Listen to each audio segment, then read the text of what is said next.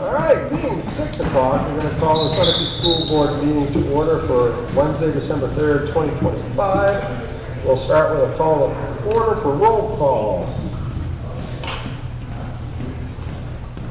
Amanda Block, Director of Students. Principal, Sunapee. Sean Moynihan, Principal, Sunapee High School. Taylor Goodspeed, Student Representative. Tiago Pereira, School Board. Linda Tanner, School Board. Amanda Spears, School Board. Elise Lazat, School Board. Ed Anderson, School Board. Let's hold the superintendent. Excellent. If we could all stand for the pledge of allegiance. I pledge allegiance to the flag of the United States of America, to the republic for which it stands, one nation, under God, indivisible, with liberty and justice for all.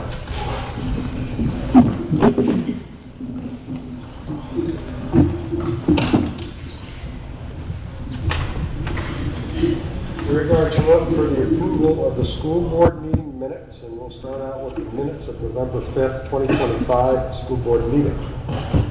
I can make a motion to approve the minutes of the November 5th, 2025 school board meeting. I can second. Any questions, comments, or concerns? There's one spot that calls Elise Spears, but I don't know if it matters tremendously so. And I don't know, it was whoever motioned to approve snowplow. I don't know if it was me or you, quite frankly. that. Okay. You probably motion, Oh, because you were vice chair. yeah. So it was probably me. So it should be Amanda Spears on the list. All right, with that correction, any other concerns? Seeing none, all those in favor? Aye. No opposed. Moving on to minutes of November 5th, 2025 school board budget work session. Make a motion to approve the minutes of the November 5th, 2025 school board budget work session. I'll second that. Questions, comments, or concerns? Seeing none, all those in favor? Aye. No opposed. And the minutes of November 13, 2025 ABC meeting. I can make a motion to approve the minutes of the November 13th, 2025 ABC meeting. Second. Questions, comments, concerns? Seeing none, all those in favor? And last, for the minutes of November 20th, 2025 ABC meeting. I can make a motion to approve the minutes of the November 20th, 2025 ABC meeting. I'll second. Questions, comments, or concerns? Seeing none, all those in favor? Okay. Moving on to agenda review. Agenda is Okay. Public forum in accordance with policy BEDH. If anybody from the public would like to speak, having nobody in the public, we will move on. And now we're looking for the presentation state testing results.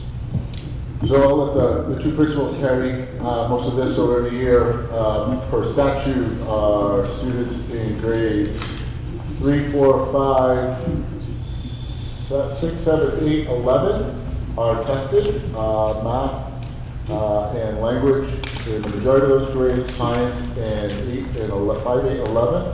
Our 11th grade test is the SAT. The other grade levels are what's called the SAS test, which is the state assessment adopted by the state of New Hampshire.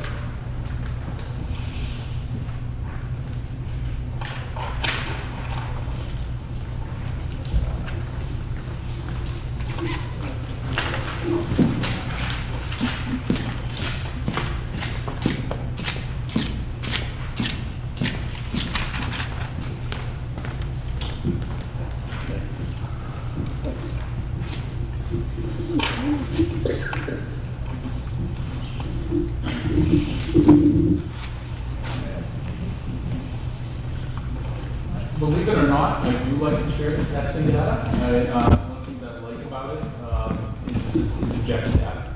You know, there's a lot of subjective things that we do with subjective data. And knock on wood, we've usually done pretty well. So I'm hoping that continues. But I'll go through the different testing. As Mr. Holden's stated, we do testing in the 6th, 7th, 8th grade, and 11th grade. And in the high school, we also do AP testing, so I share all that information with you. We certainly understand that we should be doing better than the average of the state. New Hampshire is a high-achieving state, but we have a lot of advantages here. We have certainly have good kids, or kids that work hard, we have supportive parents, we have a well-funded school, so we certainly expect that we will do well. One of the things I pretty much look at is one of the things I'm going to look at is that we're going to be double digits over the proficiency level of the state average. That's one thing I look for. Do we get there all the time? No. But if we look at the SAT data, the average score in the state of New Hampshire for math is 481. We're 532. That's a big point difference between the state averages and what we are. Again, the math proficiency, some people will be like, only 43% of your students are proficient in math. Well, okay, but that's a pretty high bar when you look at again, New Hampshire objectively is a high-performing state, and we're the 8th best in the state. So it's a high bar to hit the proficiency level, and that's okay, but it's a high bar. English language arts, as you can see there, 71% of our students are proficient on the English language proficiency, but we're not as much higher as the state as we are in math, right? So again, it's good data. But again, the average score for us is 536 compared to the state score of 516. So again, our average score is at 1068. Every student takes it. So when you're looking at every senior in our school, or when they were juniors, every junior in our school takes the SAT, and our average score is at 1068. That's something that we track. And again, that came in number 8 this year. We're usually pretty solid. We also have a science state proficiency test. Again, one of the things that we're thankful for is that, kids know their SATs count, so they're going to try hard on their SATs. The science score is a state score that really, that's not going to go to the college, so there's not necessarily anything in it for our kids, but they take it seriously. They want to do well. They want to do well for themselves. They want to do well in general. So I think we have an advantage, believe it or not, when we go to something like that. And as you can see there, 24% differential, 63% of our kids are sufficient. So overall, happy with our SAT testing at a state level. If you look at the AP results, again, I've presented our AP test to the boards. One thing I'm proud of again is that we typically are in the top 10 in the state in 2 categories, both percentage of kids who take the test and the scores of the kids who take the test, right? I don't want to be the highest scoring state, the highest in the state, because only our 3 best kids are taking the test. So having both of those in there. Now, our scores in AP are a little bit lower than they historically would have been. We're typically above the state average. I think one important thing not to lose focus of is we have a lot of veteran teachers who have left now. So when you look at AP language and AP literature, Mr. Coverdale taught that for years. So our teachers teaching that this year, it was the first time they taught it. You can see Mr. AP US History, Mr. Palin still taught it last year, and he always crushed it. We always knew those were going to be really good scores. AP Physics, those were above the state average. That was the second time. So we're looking at a transition between teachers who taught AP classes for 10, 11, 12 years and teachers who are teaching it for their first time or their second time. So we will see that, but it's still, almost right at the state average. And we have in a school where we have 150 kids in the high school, where last year was 130, we've got 60 kids took an AP exam, and that doesn't count the kids who took it independently somewhere else. So for instance, I know that if you take it on BLACs, a lot of times you're taking it someplace else. So we have kids taking like music appreciation, advanced placement classes in Concord. So we have a good culture of kids taking those tests and doing well on that. So I'm happy with those. Then in 8th grade, 7th grade, and 6th grade, again, with the exception of, I think, science proficiency, we were 2 points below the state average. We don't love to see that, but everything else was double digits and above.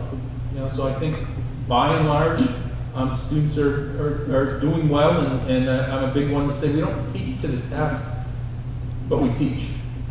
right? And if you're teaching, you'd like to think that your kids can read and they can answer questions and they can do short answers, and certainly math, there's a math curriculum. So, you know, we have good teachers, we have students who take it seriously, we have parents who are supportive, and you know, we had a remote day yesterday, and kids either did their work, or if they didn't do their work, they're gonna get a detention, they're gonna come in tomorrow, and I have 0 parents calling up going, what do you mean my kid has a detention because they didn't do their work yesterday, they have to come in? None. So, you know, we have a culture throughout the community of kids wanting to do well and valuing education. And so we hope that we think that these reflect that, but we hope they continue. We talk about this every year, but I appreciate that you guys offer so many AP tests, first of all, and it's tremendous what % of kiddos take advantage of that. But I forget, and thank you for reminding us, that they also have the opportunity to take other AP things that we don't offer. So if you don't want to take AP Physics, but you want to take AP Chem, you can do that. That's a thing. So do you guys have the ability year after year to say, and I'm sure it depends on teachers and who can do it, but like, we've always had AP Chem, or AP Physics, but maybe we want to, how does that work? How do you guys? Yeah, so for instance, we didn't have AP Bio last year, but we have it this year. So we typically run that every other year. Yep. We look at our requests. One thing I feel bad about is just staffing wise. I don't think we're going to run AP US History next year either. And we have kids who would like to take it. I still have the staffing for it right now. And I think one of the difficult things as well is, you know, we were actually talking about this today. We're preparing to schedule for next year. We're already talking about it. And it's a lot. And so there's a piece where I think, for instance, science. If I had our science teachers teach 2 advanced placement classes, I don't know how good they would be, if that makes sense. So I think it's so comprehensive. There's so much. It's so time intensive that to do 1 is great, but to have them do 2 with all their other things would be difficult. So it's always that balance. But I feel good with the number that we offer, and I also think it's important, even though we offer a lot, we don't want to run 2 advanced placement courses and have a teacher teaching 2 really well, and then the 3 classes that aren't advanced placement classes really aren't as valuable. So trying to balance all of those things. And again, I think we do well with that we offer, you know, typically 6 to 7. Yeah. And then our students really do pretty well when they take it online. Online's not the same, it's not, but our kids have a knowledge of how AP works because they've had it here. So when they do take it online, they have that understanding of how it works. Makes a big difference. But great question. But we look at all those factors when we decide which ones to run. You've got a good range, which is good, you know, and I think like AP Computer Science, you let freshmen take. Like, so to take a AP class as a freshman is a great opportunity. Like, take the chance, and why not? Like, that's great. And, you know, the only other thing that stands out to me tremendously is look how great your 6th graders are doing, which means your elementary school is really sending kiddos to you that are ready. Like, that's Absolutely. huge. That's a big transition, and look how well they perform. That's great. Nicely done. What other testing do you do besides the state testing?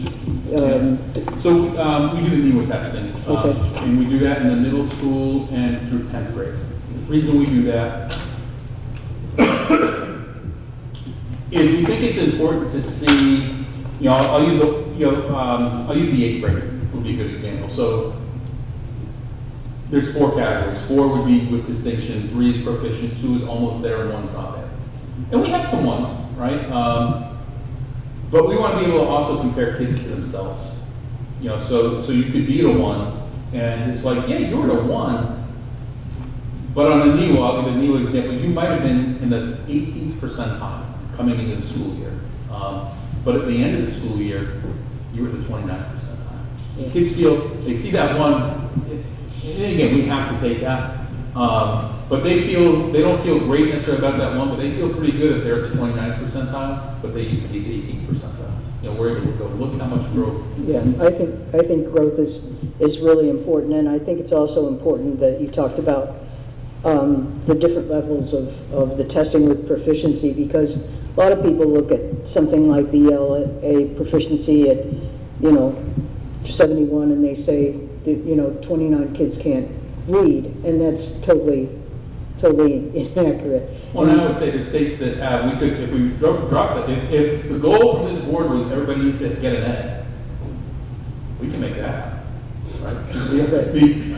The A might not be the A, but we can make that happen. So some of the lowest performing states actually have the highest proficiency rates because the assessment that they've given is not as rigorous. Right. One time we were talking about, one of the measures was graduation rates.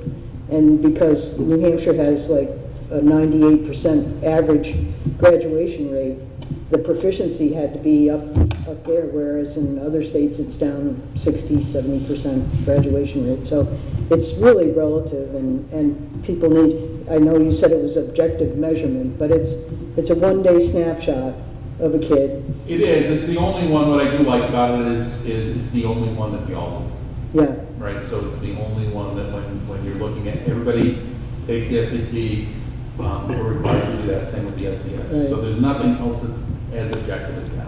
right, but it doesn't take in growth. It's not perfect, and it doesn't take into Right. account everything, but Right. that's what we like. But again, the NEWA is very important to us. We also use the NEWA a lot to see how the teaching is, right? Because again, if I do teach 8th grade English, if all of a sudden I came in with 20 kids who all had 1s, and then at the end of the year I had 8 1s and 12 2s, well, I probably did a pretty good job of teaching, but it's not going to look that Look way, good on it, right? right. But if we look at the NEWA scores internally, we're going to see that. Or vice versa, if I came in with 16 kids with 4s, Yeah. right? And then at the end of the year I had 3 4s and a standard of 3s and some 2s. You know, my proficiency rate's pretty high, but I really didn't do a very good job because my kids, lost. So that's why the NEWA is important for us administratively. Great. When you notice, like you said, you enjoy seeing numbers in the double digits, when you see one that's off, what do you do or look at for improving that? Or is that just? So what we look for is, it's a great question, we look for patterns, right? So I am pretty certain that in 2 years our SAT score is going to be down. You know, we have a class that, it doesn't mean it's a bad class, it's just a class that doesn't test as well. And they're probably not going to put up, some years we know we're going to do really well, some years we might struggle a little bit. But if every year, I'll use 8th grade, if every year the English language proficiency was low, that would be concerning to me. If every year the English was worse than the math, that would be concerning to me, in a certain grade. So we look for patterns in particular. We've had them in the past, we've addressed them in the past, but we're not going to get too worried about what we would call a one-off. So if it's a one-off, it's a one-off. If it's a pattern, it's a pattern. We look for patterns. I know you said that, you try not to teach through the test, but I had heard that one of the science issues was when certain types of science is taught aligned with the test, and if it's not, then the students don't have that exposure. So, Yeah, so that becomes a determination of, you might adjust your curriculum, because is what the test is requiring. Are we really going to say we don't want to have that? Or you be honest with it, and for instance, if for English, a large part of it, English language arts, was spelling. We probably sit down and go, you know what, it's not, the spelling's not valuable, but we're probably going to be okay with that because I'm not going to, spend a whole year preparing for spelling. But it would be thoughtful if we did that. That does hit sometimes with science, and then we've had times where we're like, yeah, we're going to struggle a little bit on this, and we'll be okay with that. Good.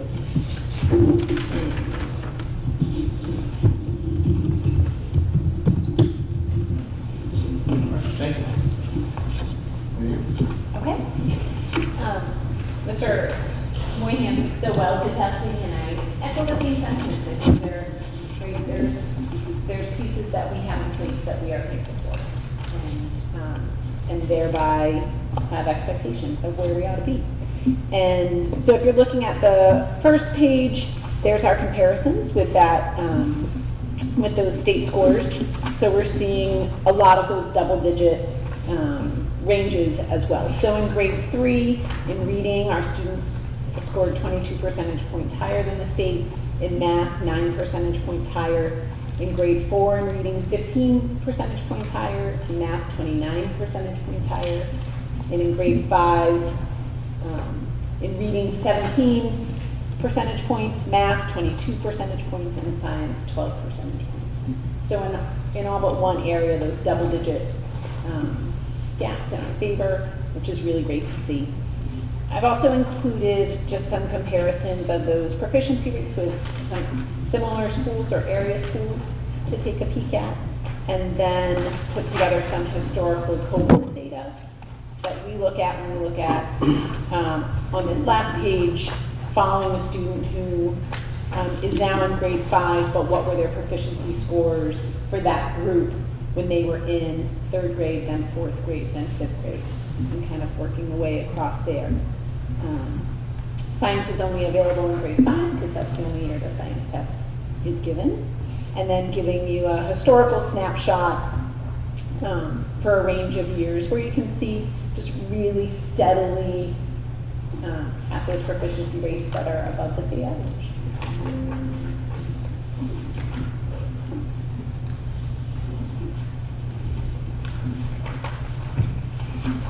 Do you feel that these numbers, obviously, we talk about COVID and how we see a dip right after COVID and we're building back up, but I think I know just from some experience that like school readiness coming into the school is different than when these 5th graders came in, and how that might impact how they test in 3rd grade because they're coming in at varying levels in kindergarten and 1st and 2nd grade.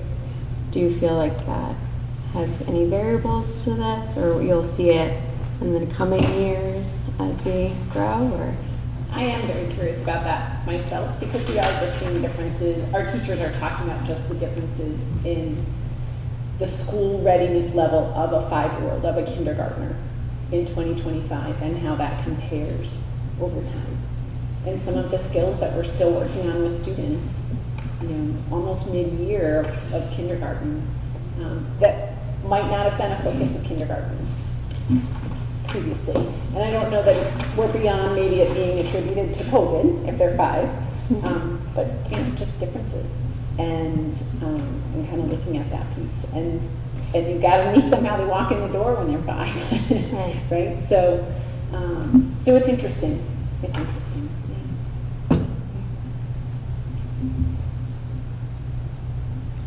How do the scores for reading in elementary grades, these scores, compare to grade level reading, if they reach grade level reading? Do you measure that? So what's interesting is looking at some of the other assessments that we used. So you asked Mr. Mooney, what other tests are used. And for us, for example, for math, we use an iReady program, and there's benchmark assessments that go along the way so that teachers can do interval testing, see where very specific skills are, make adjustments with instruction along the way. There's several different points during the year where we do assessments in terms of reading or writing, sort of dipstick, for lack of a better term, some quick dips just to see, okay, how far are we coming and what are the gains we're making? With that eye on growth. And I'm not sure that those are really closely, fully aligned with the state testing. And so you have some, right, those are really designed to inform instruction in regular 6-week intervals and making progress that way. So that's what is interesting to me as I'm watching it play out. And you do dyslexia testing in grades 1 through 3? Yes. So we did our screeners within the first 60 days of school, reach outs to parents, interventions as need be. And that was coordinated with we have a reading writing specialist, Jessica White, and a Title I teacher, Louise Nichols. And then they worked with classroom teachers, and then with classroom teachers communicated to families. You don't test for dysgraphia though, do you?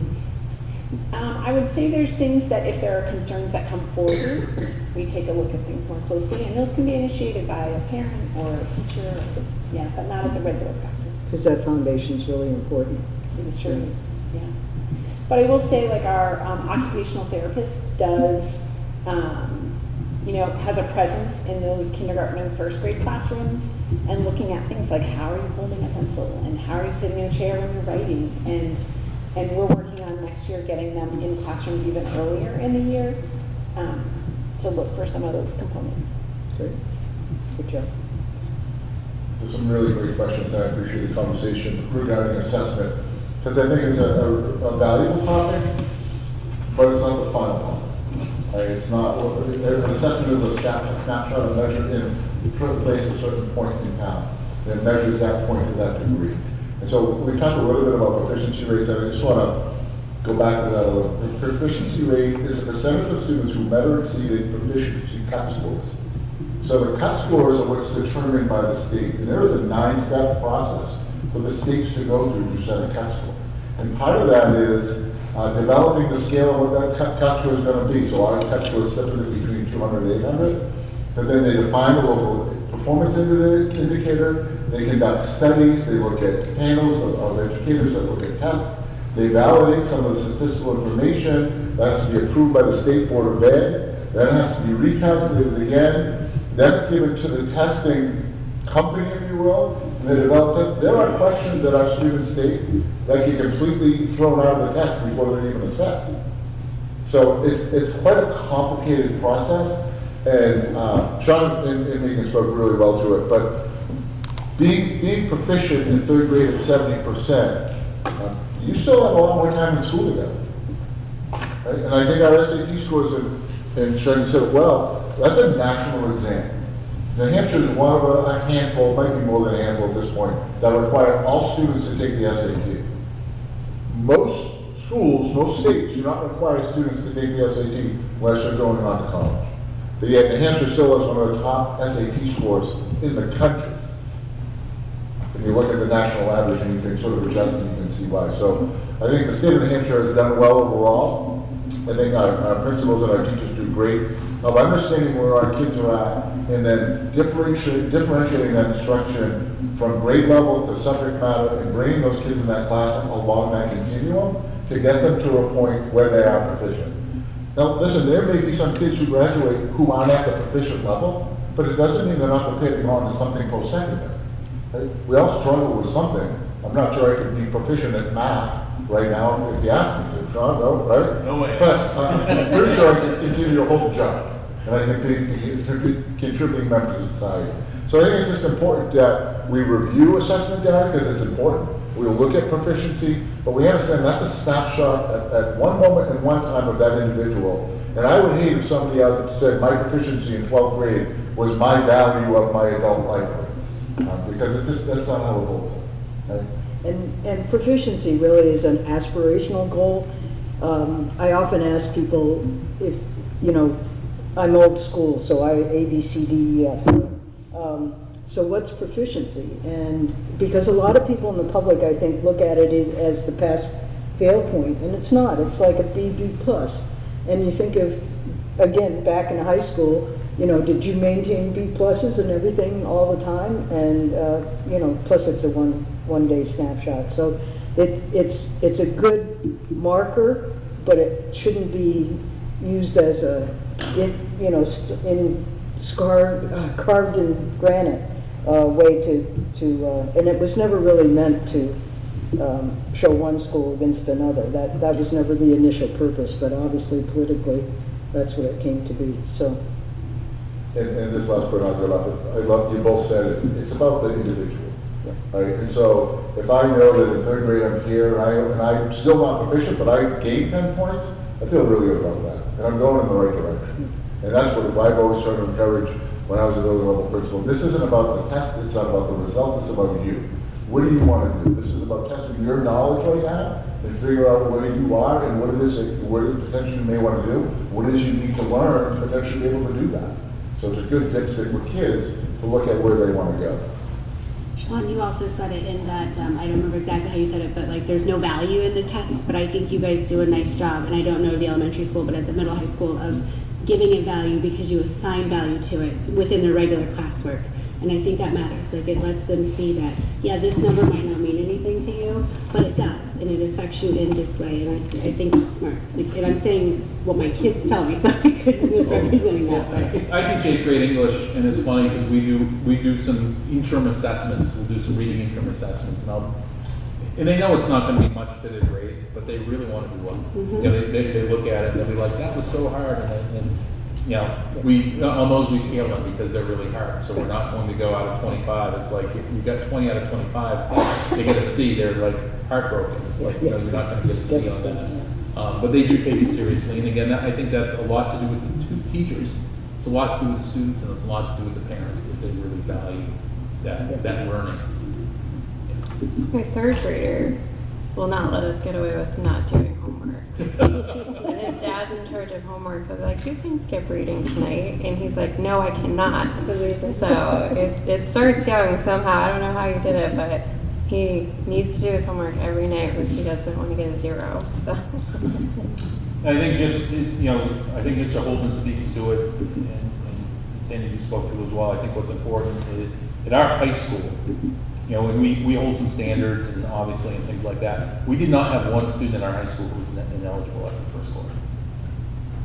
So, you know, and ineligible means you failed more than one class. So I don't think we had one high school student who failed more than one class. Thank you both. Moving on to school updates, the student representative. Okay. As we head into December, our winter sports is officially underway. Our basketball teams are excited to kick things off with their home opener this Friday, and we're looking forward to a good turnout, a strong start to our season. Our drama club just wrapped up 3 successful performances of the comic book artist, and progress reports come out Friday. Get excited. I'm excited. Yeah. I'm excited. I'm thrilled. I'm going to go back to basketball now. Good luck, Claire. Thank you. SCPS. All right. So I would say our past month has been both varied and exciting. At today's staff meeting, we discussed several upcoming events that will bring joy to our students, while we're also trying to continue to focus on providing structure and routine that are especially important during a busy season for kids. We're looking forward to our holiday concert on Thursday, December 11th. It's like a quintessential Sunapee night, 6 o'clock in the Sherburne Gym, and students will showcase their skills that they've developed in music class with Mr. Aiden.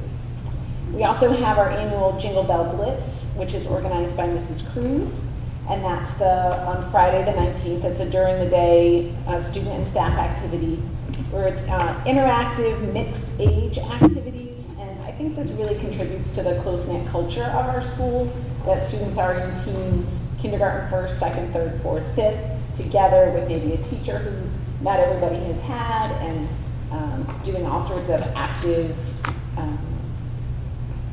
activities, sounds silly, but doing all sorts of activities. And events like these are only possible because of the dedication, thoughtful planning, and flexibility of our staff. This month, we also collaborated as a school to develop a video about our elementary school. Staff contributed ideas to a shared script that captures the multifaceted nature of the learning in our preschool through 5th grade campus.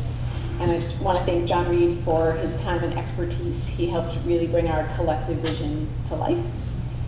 We're working on wrapping up a 6-week co-curricular activity of other videos. We had a club that Mrs. Shealy and Mrs. Blewett did called the Laker Lens, and they produced videos for their peers. So in alignment with our strategic plan and commitment to student voice, our 4th and 5th graders wrote scripts and acted in videos demonstrating how to live out our school acronym, SOAR, but the videos were playground specific. So looking at preparing and being dressed for the winter and how to play certain games and be a good sport. And they had a very cute theme where they would say, like, don't be that kid. And they had, a sinister kid with a black mustache who was cheating at a game and then reformed their ways once they knew the rules and had so much more fun. The kids were very clever with the videos, and then the students have watched those school-wide throughout the week, and really great to see their leadership there. In addition, our faculty meetings have been centered on building common language and coherence around curriculum. Through hands-on activities and mini lessons, we've explored understanding by design, which is a curriculum planning approach that begins with identifying desired learning outcomes and then determining the evidence of that learning and then designing the instruction. So you're starting with the end in mind and working that way. These staff meetings I've tried to help serve as meaningful job-embedded professional development during our faculty meeting time, and there have been rich conversations about instructional practices that are really uplifting. We're busy.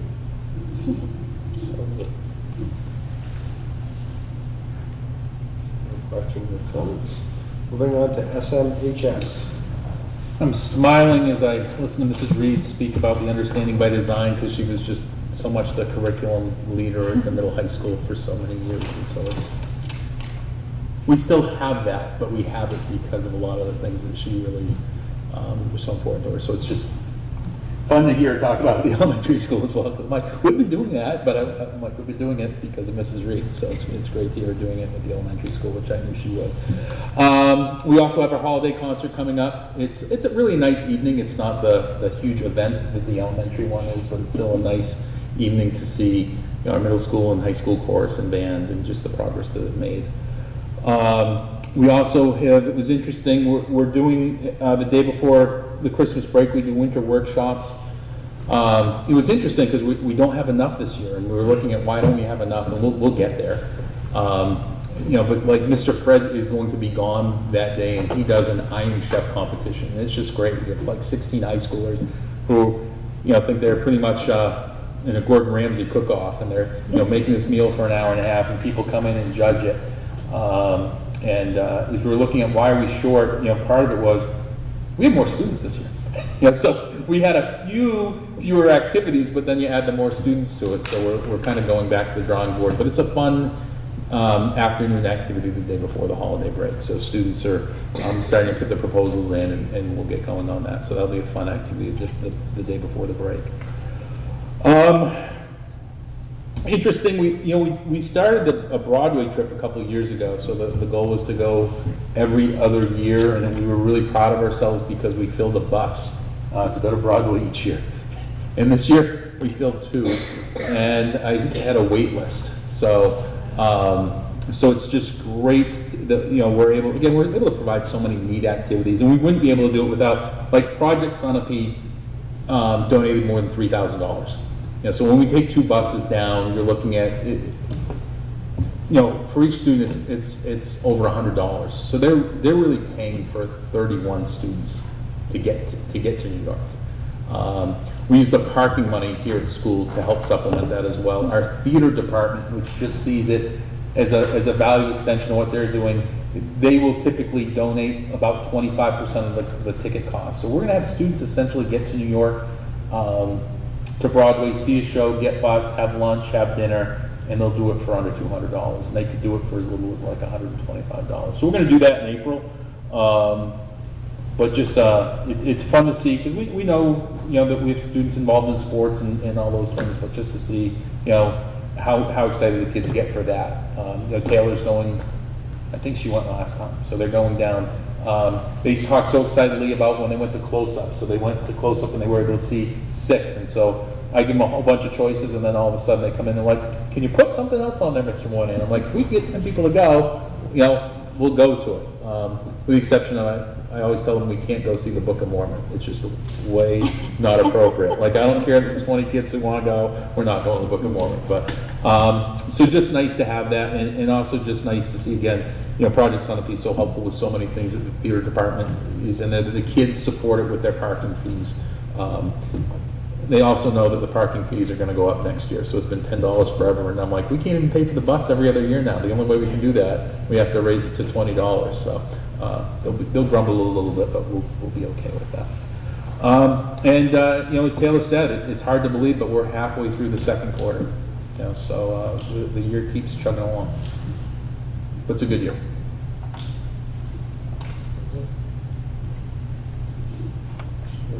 Moving on to superintendent update. Thank you. So a couple of real exciting things. So right prior to Thanksgiving, I had the opportunity to sit down and meet with the new president, Dean McCurdy, thank you. Dean McCurdy from Kobe Sawyer and the new interim vice president of academics, Emily Williams. And so they invited me, and I had never been invited to Kobe Sawyer before. So I was excited, went over, they invited, they sat down, said, listen, what can we do? How can we work together? We want to work with you. And we had a phenomenal conversation about internships, about sport fields, about potential matching up some classes, kids are doing some dual enrollment pieces. And that was probably at a 50,000 foot view. We spent about an hour. It was a great conversation. I said, listen, I think you need my principal and you need my guidance director in the room here. And so I'm pleased to announce to you that this Friday, I know Miles, I think Sean, you're going as well. Yep. Over to meet with them, and we're hopefully going to start a relationship with Kobe Sawyer that I think is going to be really beneficial for our kids. Now, we have some relationships with Dartmouth, and we do send kids up there. I think this is going to be a little more personal for us and for our kids. We have seen a few more kids starting to attend Kobe Sawyer. They have a phenomenal nursing program. I know we've gone over there for some athletic things. I know Miles was really excited about this for lots of different reasons, but I think there's an opportunity there, and it was really nice to have somebody who's just been at that level reach down to us at the secondary level and say, hey, how can we work together, right? We're your neighbor. We want to work with you. We have you and Kearsarge. We're willing to do something. We want something here for your kids. So I'm excited to see where that takes us, but talk about potential great opportunity for our kids. Something like dual enrollment or easier admittance into some of the nursing program, or taking some of those courses, college courses there while you're here and working almost on an associate's degree before you even graduate high school. I mean, there's some really, I think there's going to be some good stuff coming out of that. I applied both schools, so the SEED grants. Governor Sununu, probably 5 years ago now, put aside $10 million for schools to look at infrastructure safety improvements. Folks may remember that we received, I think, 2 if not 3 rounds of SEED grants. We did an initial 4 years, and we did some cameras, and then last summer we did the vestibule at the elementary school. And so SAFE grants came out again, I've applied for, and this time one of the places that we looked at were emergency learning, and I worked with a company called Audio Enhancement, and they have a product called Epic and Safe. And what that does is it takes your cameras, your bells, your PAs, your door controllers, all your emergency learning, and sort of brings it back to one interface. We were allowed to just sort of work on the tablet. And so I put our schools in for blue light, our phone system, blue light, emergency alerting from all our phones, alert badges for all staffing. So they just have a badge, and if they press that badge, it's going to send an alert, and that alert then can trigger down to the main office, and the main office, based upon how we set up protocols, can either know that's going to go right up to 911, or that could be, okay, I just need a BCBA or another person to run to that room to go help with the student. So it's going to really, again, the interface of having all those things sort of out here, but bringing them into one, where you can sit behind the tablet, and it will act them all, and you can react to them all. It's just going to be fabulous. So I've asked for $150,000, which is the max with each school, and so hopefully we'll see where that goes. I hope to find out probably sometime maybe February, maybe a little later, then it'll be approved by Governor Acosta. So I'll keep you updated on that. I did expect to, although it hasn't been my earliest, but one related day the other day, yesterday, and I know, listen, I think we know we're able to predict a lot better with understanding when snow's coming, when snow's not going to come. What that looks like, it's not waking up at 3 o'clock in the morning and looking out the window and, looking at 5 news stations and calling here and calling there. As an educator, we get calls 3 o'clock the day before any predicted storm. We have Homeland Security, we have the Department of Transportation, state police. I mean, everyone is on that site, and they just go, this is what you're going to get. We're predicting this much, we're just going to look at the roads. To the point where I said, okay, at 3 o'clock in Sunapee, what are you going to get? We're going to look at 6 or 7 inches of snow, it's going to continue to come down the hard, the road's going to be impassable, we recommend you stay off the road. They're not telling us what to do to close school, but they're giving us a lot of great information. And so we went to a remote day. I know some folks maybe don't like the remote day, but the remote day allows us to continue giving kids some academics without having to make up that day in June. people say, well, we can always make it up. I can tell you now, folks, June is a horrible month to make up anything. It's a horrible month to be in school. No disrespect to Sean or the seniors, but once those kids walk across that stage, I think the rest of the kids felt like they walked across the stage with them. And it's hard to get focused when it's 80 degrees on June 20th. So I'll take a remote day in January and December and have some continuation of education. You know, we certainly, if for whatever chance I wake up in the morning and it's 2 feet of snow outside or 6 inches of snow outside, and we didn't call it a day, we'll go to a snow day, or we'll go to a 2 hour delay. So we have some flexibility, but again, the predictability of incoming weather allows us to make these decisions, and they're based upon safety. They really are based upon safety. We have folks that travel over an hour way to get here to teach, but we also have kids coming from, that have to drive independently, or parents have to drive. So we try to make those remote day calls the day before to allow people that planning time too as well. And I think that's a nice advantage to at least let families plan. They may not like it, but at least they have the heads up, and they're getting the call at 5 o'clock in the morning saying, hey, school's canceled, figure it out at this point in time. 2 last pieces. So I did get a letter back from the Newport superintendent letting me know that that was sort of his formal request for the potential co-op football team. I spoke with Sean and Tom. I said, Sean and Tom, this is in your court right now, because that's the request comes through you specifically. It shouldn't have come to me. It should have come to you. Again, how that happened, that's fine through public comment. But Sean and Tom are going to get back to the athletic director and make their official recommendation on what they feel that they're going to do regarding Summit being a co-op team. And that should be it as far as I'm concerned. As far as we're concerned, unless it gets bumped to our level. But at this point, I think they'll stay at that level and it'll be done. And then last, I just want to remind folks that on January 7th, at 5:30, previous to this meeting, we will have our budget hearing.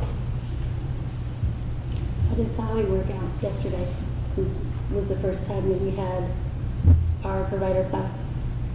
Oh, I'm sorry. The plowing, sorry, the snow Oh, plowing. thank you. Good question. Yeah, they did great. I mean, part of that was we weren't here.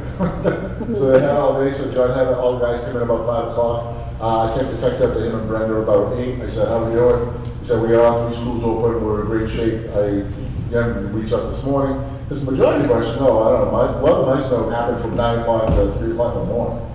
And whenever I plowed last night, I woke up this morning, I had just as much in my driveway. So John and AJ came in early this morning. Stevens was here. We were good to go.